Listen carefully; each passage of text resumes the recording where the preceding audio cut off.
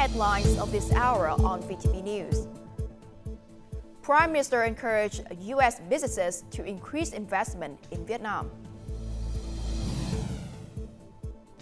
Later on, Da Nang and Dubai share vision for financial center.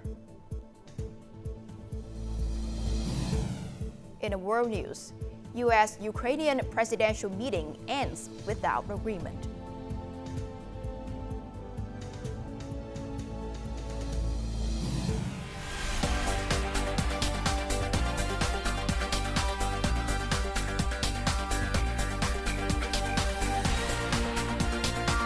Broadcasting from Hanoi, the capital of Vietnam, VTV News starts right now. Good afternoon. It is now 3 p.m. local time in Hanoi, and you're watching VTV News. I'm Phie bringing you the latest updates. Now, at a meeting with leading U.S. businesses on Saturday morning, Prime Minister Phie thanked them for their contributions to Vietnam's economic and social achievements and urged further investment and trade cooperation. He called on U.S. firms to support Vietnam's goal of at least 8% growth this year and double-digit growth in the coming years. The Prime Minister encouraged expanded high-quality investments, technology transfer, and workforce training, particularly in innovation, digital transformation, and emerging industries. He also urged businesses to advocate for the Trump administration to recognize Vietnam's market economy status and remove the country from U.S. high-tech export restrictions. Starting today, March the 1st, Vietnam's aviation security is officially managed by the Immigration Department under the Ministry of Public Security. Security checks continue as usual, with passengers required to present valid boarding passes and passports at immigration, security, and custom checkpoints. To streamline procedures, overlapping security checks will be gradually adjusted. A key change is the establishment of the National Aviation Security Center, which will coordinate with police forces in 17 provinces and cities with airports to enhance security control.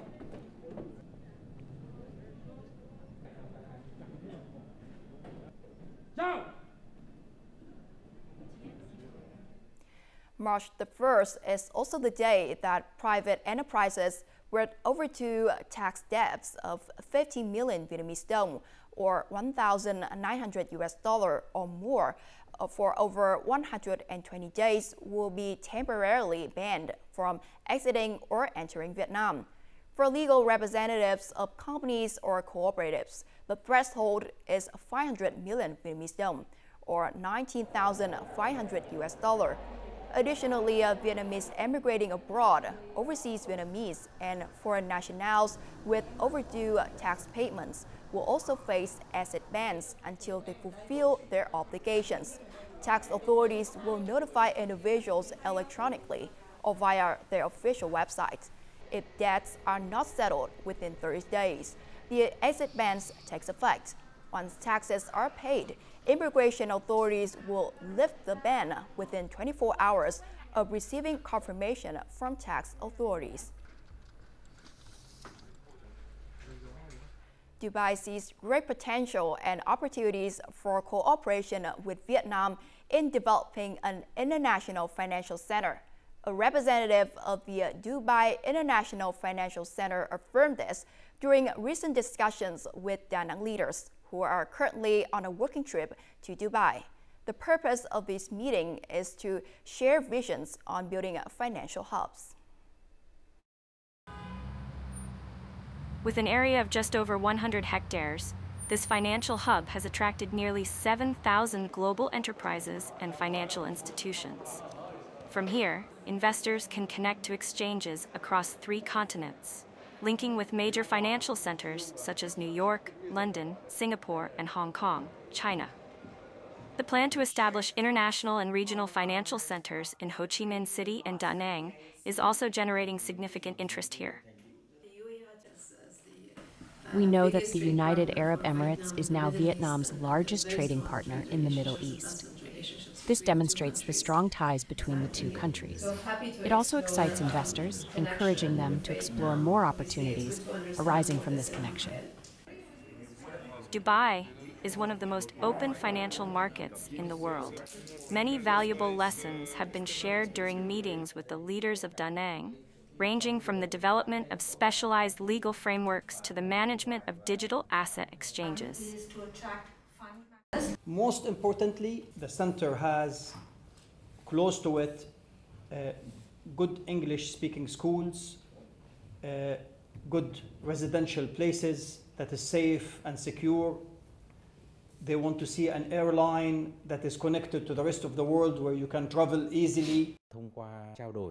Through discussions and exchanges with partners, the goal is to identify development directions for financial services within Da Nang's future International Financial Center. This includes services related to green finance and digital banking.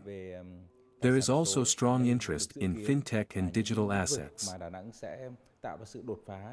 The Dubai International Financial Center is a prime example of how a small financial hub can evolve into a leading regional and global financial center. In the first 2 months of the year alone, the European Union, or EU, has issued 16 warnings regarding Vietnam's agricultural and food exports due to food safety regulation violations. In response, Deputy Prime Minister Trần Ông Hà has directed relevant ministries and agencies to implement immediate measures ensuring compliance with export market standards. Now, these actions aim to protect the reputation and standing of Vietnamese agricultural products in the international marketplace. Last year, Vietnamese agricultural products received 114 warnings from the EU, including 61 related to chemical residues, an increase of 23 times compared to the previous year. EU regulations on quality standards and food safety are constantly evolving, with some rules having been revised and updated more than 100 times. If warnings continue to rise, the EU may question Vietnam's regulatory capacity and quickly shift to alternative partners like Thailand or other countries with comparable agricultural sectors. Although the government has introduced a Food Safety and Sanitary and Phytosanitary (SPS) implementation plan, only 18 out of 63 provinces have put it into action. Major agricultural regions still lack a well-integrated market information system. Currently, the SPS Vietnam office in Hanoi remains the sole authority providing information to businesses. Currently, businesses must send inquiries to Hanoi via official documents, which take 3 to 4 days to arrive, with processing taking weeks. If Vietnam aims to make agricultural exports from the Central Highlands, Mekong Delta, and South Central Coast a key focus, the SPS system must be more accessible. Regulations will only become stricter, an irreversible trend. Enhancing the adaptability of businesses and localities to market requirements is crucial for sustaining long-term agricultural growth. We propose that the government support production and processing units, especially in the fruit and vegetable sector, by expediting the certification of standard-compliant laboratories. This would enable businesses to conduct their own pesticide residue testing and publicly disclose results. The 80% drop in durian export value due to stricter inspection regulations from China serves as a clear lesson. The pressure to ensure high-quality agricultural exports will pose significant challenges as Vietnam enters the peak harvest season for key fruit crops. With a stronger focus on quality, both export and domestic coffee prices have remained high over the past 2 harvests. This is great news for farmers in the Central Highlands. However, Đắk Lắk, Vietnam's coffee capital, maintains its strategy in improving quality rather than expanding growing areas. This quality-focused approach is clearly reflected in Vietnam's coffee exports.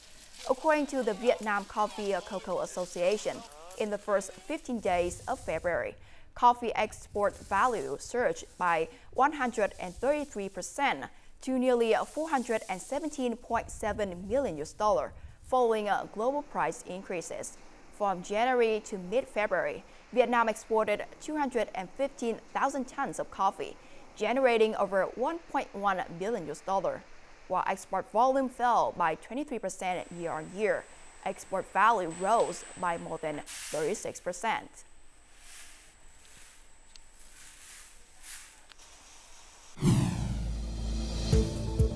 Coming up next, nationwide educational reform, free public school tuition for all.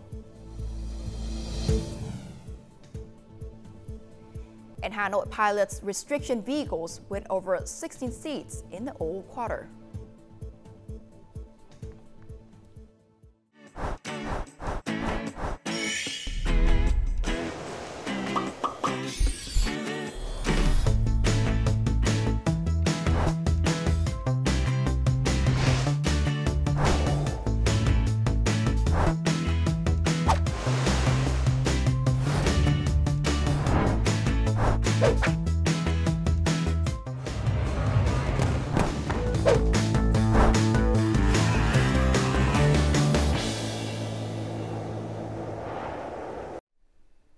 Welcome back to VTV News. As previously reported, the Politburo has decided to waive all tuition fees for students from preschool to public high school nationwide beginning this September. This means that when the new school year starts, approximately 2.3 million students across the country will benefit from this policy. Currently, depending on the locality, public school tuition fees range from $2 to $12 per month. For families with 2 or 3 children attending school at the same time, this constitutes a significant financial burden. With approximately 23 million students nationwide, the government would need to allocate around $1.17 billion from the budget to cover tuition fees. The Politburo has decided to implement full tuition-free education for all students, from preschool to public high school across the country, only after streamlining administrative structures and balancing financial resources. This policy aims to create the best possible conditions for students to attend school. It motivates us to continue to send our children to school regularly. Many families are now considering educational investment plans for their children using the savings from the tuition fee exemption. With the tuition fee exemption, our family will invest in talent development classes for our child. Eliminating tuition fees removes a significant barrier, providing all students with equal educational opportunities. This also creates a foundation for developing a high-quality workforce suited for the new era. This policy is a significant move that impacts both education and society. It reduces parents' financial burdens, ensures educational equality, promotes universal access, and drives innovation and quality improvement in education. Beginning this September with the start of the new school year, all public school students nationwide will receive free tuition. Today, March the 1st, Hanoi will begin a pilot program that restricts vehicles with over 16 seats from entering the Old Quarter to ease traffic congestion during peak hours 6:30 a.m. to 8:30 a.m. and 4:30 p.m. to 6:30 p.m. Vehicles with over 16 seats are prohibited from entering streets within the Old Quarter and areas around Hwan Kim Lake. Instead, they must stop and drop off or pick up passengers at 6 designated transit points during restricted hours. The pilot program will run for 6 months until August the 31st of this year.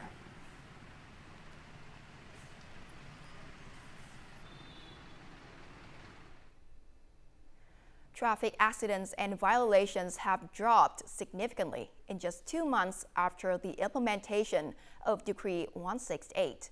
Specifically, during this period, nearly 2,900 traffic accidents occurred nationwide, resulting in nearly 1,600 deaths and around 2,000 injuries.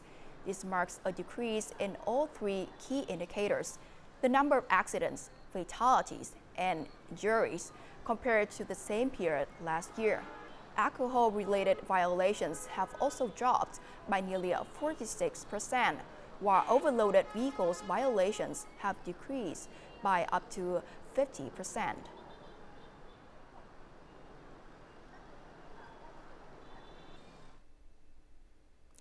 A project to receive Japanese donated mine clearance equipment for Vietnam's National Mine Action Center was announced at a ceremony in Hanoi on Friday. The project, valued at 500 million yen, or approximately $3.3 million, is part of the Japanese government's non-refundable aid program. The project aims to minimize the contamination of mines and explosive remaining after the war in Vietnam. The provision of modern equipment, along with an in-depth training program, will enhance the management and mine clearance capabilities of the Vietnam National Mine Action Center.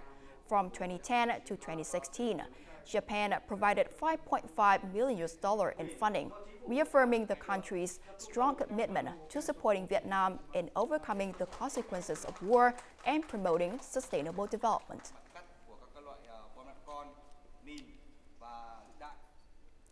Thừa Thiên Huế, with the highest annual rainfall in the country, faces pressure in preserving the Asian Capital Rally Complex, a World Heritage Site, amid climate change challenges.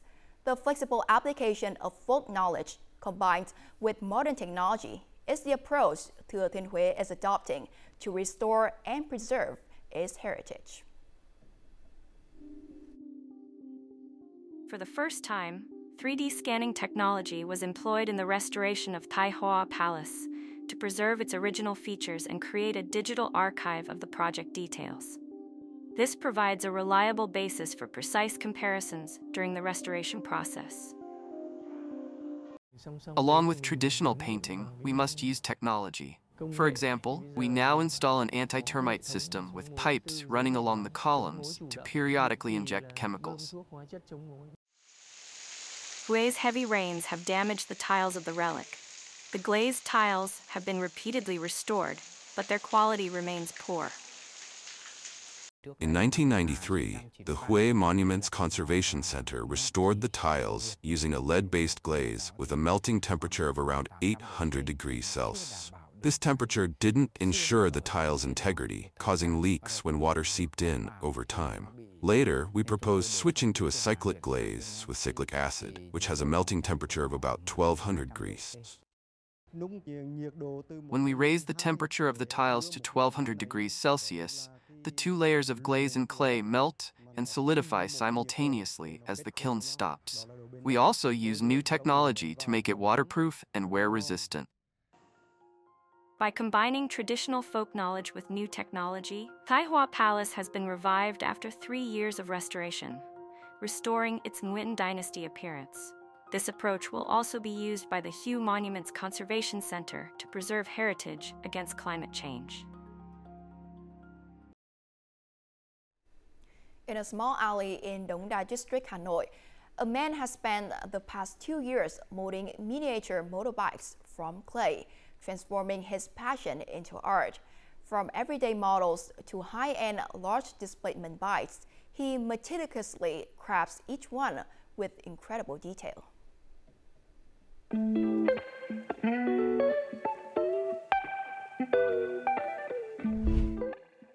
Every evening, Phie immerses himself in clay, shaping motorbikes that reflect his talent and passion. As a delivery man, motorbikes are his daily companions. Making a clay motorbike takes me 35 to 50 hours, with complex models requiring more time. I start by shaping the frame, applying primer, then layering 5 to 7 coats of paint. To ensure the model looks balanced and true to scale, I carefully assess every detail. Any part that is too large, small, or thin can throw off the proportions. While motorbikes seem more intricate, scooters are harder to sculpt due to their curved lines. I shape them symmetrically, while motorbike frames are simpler. I use aluminum wire for details like exhaust pipes and spokes, adding realism. My collection includes about 30 motorbikes, and I plan to expand it to hundreds, making it one of the most unique clay motorbike collections. Recently, I was particularly impressed by a motorbike I created. It doesn't exist in real life, but was sculpted based on a design generated by artificial intelligence. Through creativity and skilled hands, he transforms clay, a simple children's toy, into unique, lifelike miniature motorbikes that showcase extraordinary artistry and craftsmanship.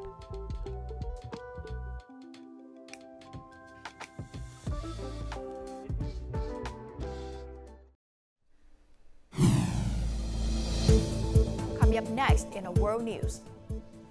U.S.-Ukrainian presidential meeting ends without agreement.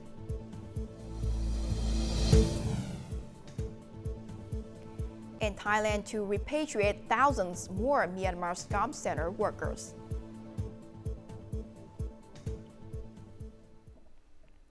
Ukrainian President Volodymyr Zelensky visited the U.S. hoping to secure security guarantees before the two sides could sign an agreement on mineral and rare earths. In the meeting, President Donald Trump stated that without U.S. aid, Ukraine would have failed long ago and accused Ukraine of obstructing a peace agreement. The U.S. president added that the Ukrainian president was in a difficult position, gambling with the lives of millions of people. Trump also expressed frustration with President Zelensky after the Ukrainian leader suggested that the U.S. would face consequences if it did not continue supporting Kyiv. The meeting at the White House devolved into a tense debate between the U.S. president, the U.S. vice president, and the Ukrainian president.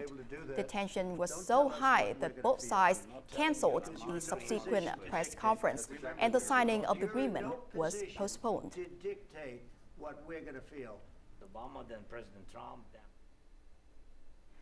Thailand said Friday it had agreed with Myanmar and China to repatriate thousands of alleged scam center workers stranded in camps at the Thai-Myanmar border as part of a crackdown on transnational crime.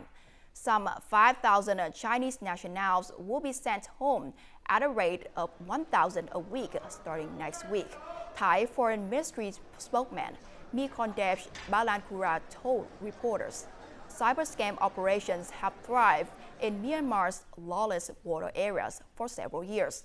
They lure foreign workers with promises of high-paying jobs, but hold them hostage and force them into committing online fraud.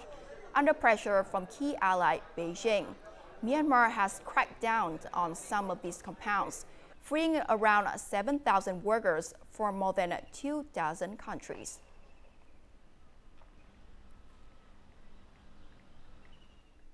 After 3 days of intense negotiations, the Conference of the Parties to the Convention on Biological Diversity, or COP16, made significant progress by adopting a comprehensive financial plan aimed at boosting global biodiversity conservation efforts.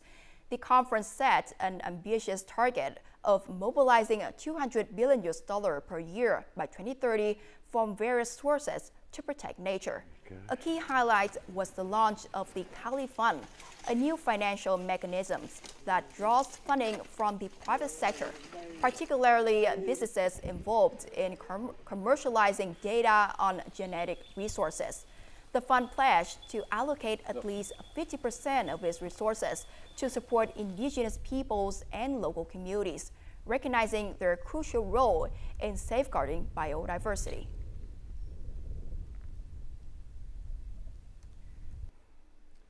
Let us make COP16 a moment of opportunity for all to experience the natural.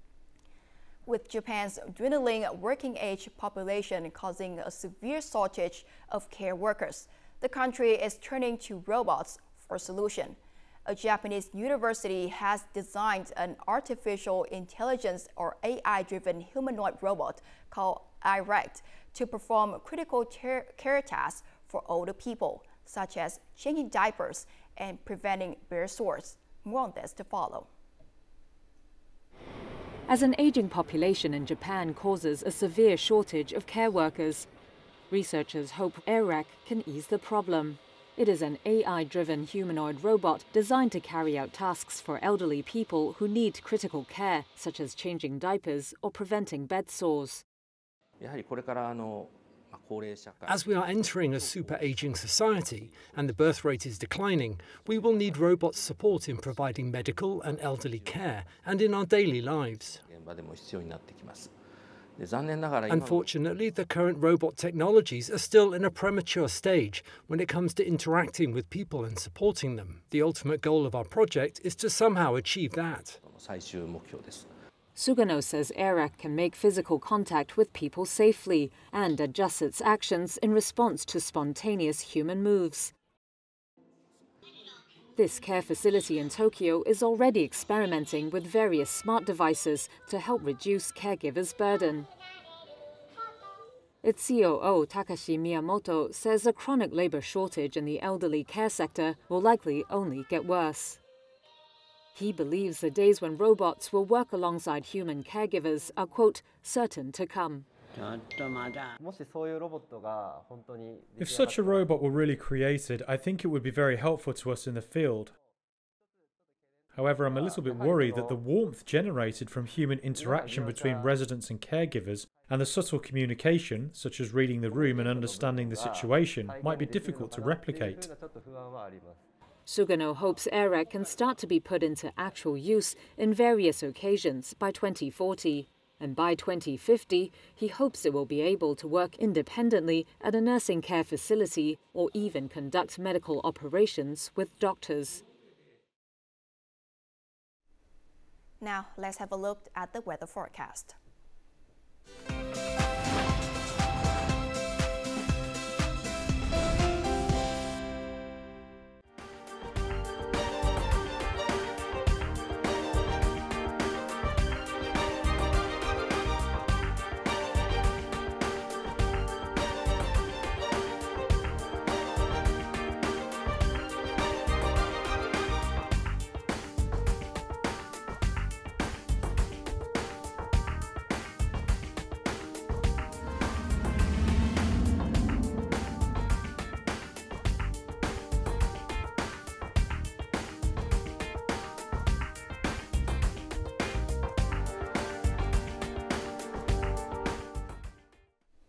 And that's all for VTV News. To rewatch our program, you can download VTVgo from App Store or Google Play, or visit our YouTube channel, VTV4Go. Thanks for watching, and we'll see you next time.